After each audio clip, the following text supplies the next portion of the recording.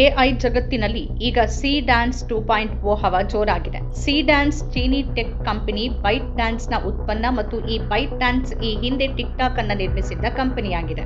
C dance ಅನ್ನ June 2025ರಲ್ಲಿ ಮೊದಲು ಬಿಡುಗಡೆ ಮಾಡಲಾಯಿತು. ಆದರೆ ಆ ಸಮಯದಲ್ಲಿ ಅದು ಅಷ್ಟಾಗಿ ಗಮನ ಸೆಳೆಯಲಿಲ್ಲ.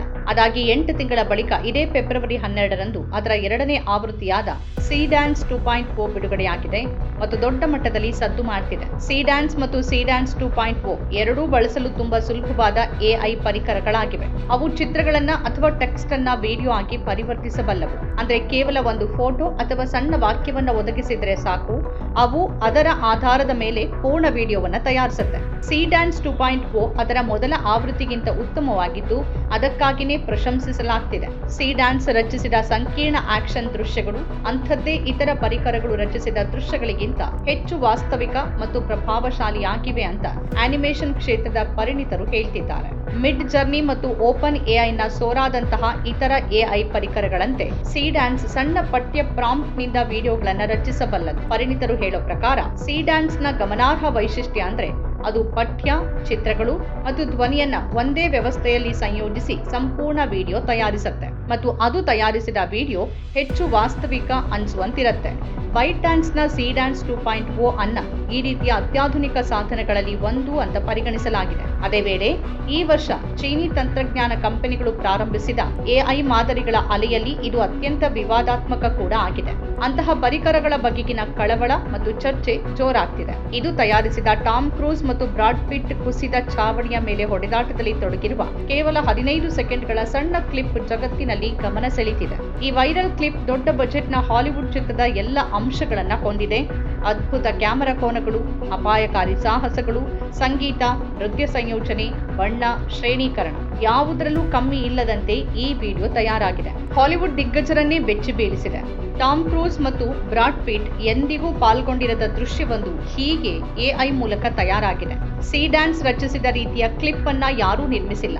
ಮತ್ತದನ್ನ ಎಐ ನಿರ್ಮಿತ ಅಂತ ನಂಬೋದೇ ಕಷ್ಟ ಅನ್ನಲಾಗುತ್ತೆ. ಈ ಕ್ಲಿಪ್ ಹಾಲಿವುಡ್ ಕಲಾವಿದರು ಮತ್ತು ವೃತ್ತಿಪರರಲ್ಲಿ ಕಳವಳ ಹುಟ್ಟುಹಾಕಿದೆ.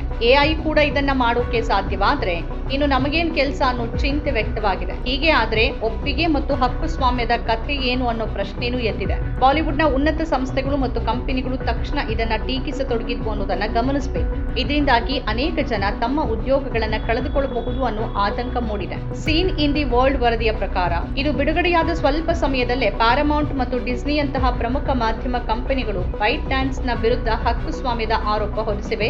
ಅಲ್ಲದೆ ಹಾಲಿವುಡ್ನ ಪ್ರಮುಖ ವ್ಯಾಪಾರ ಸಂಸ್ಥೆ motion picture association of America ಮತ್ತು ಅಮೆರಿಕನ್ ಫೆಡರೇಷನ್ ಆಫ್ ಟೆಲಿವಿಷನ್ ಮತ್ತು ರೇಡಿಯೋ ಆರ್ಟಿಸ್ಟ್ಸ್ ಕೂಡ ಬೈಟ್ ಡ್ಯಾನ್ಸ್ ಅನ್ನ ಟೀಕಿಸಿವೆ. ಸಿ ಡ್ಯಾನ್ಸ್ ವಿಡಿಯೋದಲ್ಲಿ ಯುಎಸ್ ಹಕ್ಕು ಸ್ವಾಮ್ಯಕ್ಕೆ ಒಳಪಟ್ಟ ಅಂಶವನ್ನ ಅನುಮತಿ ಇಲ್ಲದೆ ಬಳಸಲಾಗಿದೆ ಅಂತ ಅವು ಆರೋಪಿಸಿವೆ. ಅದಕ್ಕೆ ಉತ್ತರವಾಗಿ ಬೌದ್ಧಿಕ ಆಸ್ತಿ ರಕ್ಷಣೆಗೆ ಉತ್ತಮ ಸುರಕ್ಷತೆಗಳನ್ನ ಜಾರಿಗೆ ತರೋದಾಗಿ ಬೈಟ್ ಡ್ಯಾನ್ಸ್ ಹೇಳಿಕೆಯಲ್ಲಿ ತಿಳಿಸಿದೆ.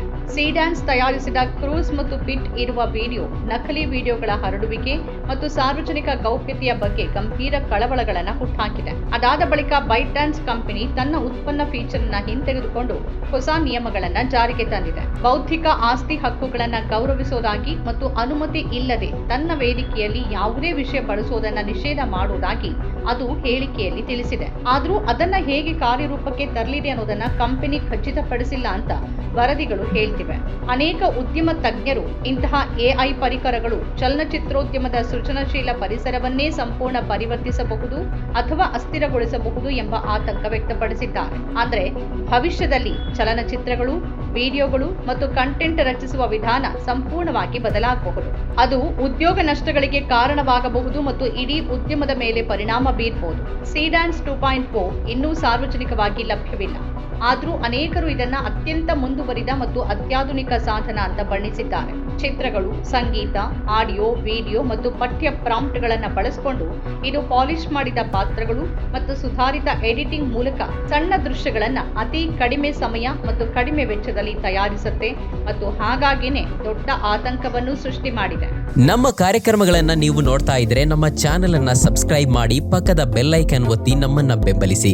ಹಾಗೆ ನಮ್ಮ ಕಾರ್ಯಕ್ರಮಗಳನ್ನ ಲೈಕ್ ಮಾಡಿ, ಕಮೆಂಟ್ ಮಾಡಿ, ಅದನ್ನ ಬೇರೆಯವರಿಗೂ ವಾಟ್ಸ್ಆಪ್ ಮೂಲಕ ಶೇರ್ ಮಾಡಿ. ನೀವು ಹೀಗೆ ಮಾಡಿದಾಗ ನಮ್ಮ ಚಾನೆಲ್ ಇನ್ನಷ್ಟು ಮತ್ತಷ್ಟು ಜನರಿಗೆ ತಲುಪಲು ನೀವು ನಮ್ಮೊಂದಿಗೆ ಸಹಕರಿಸಿದ ಹಾಗಾಗುತ್ತೆ.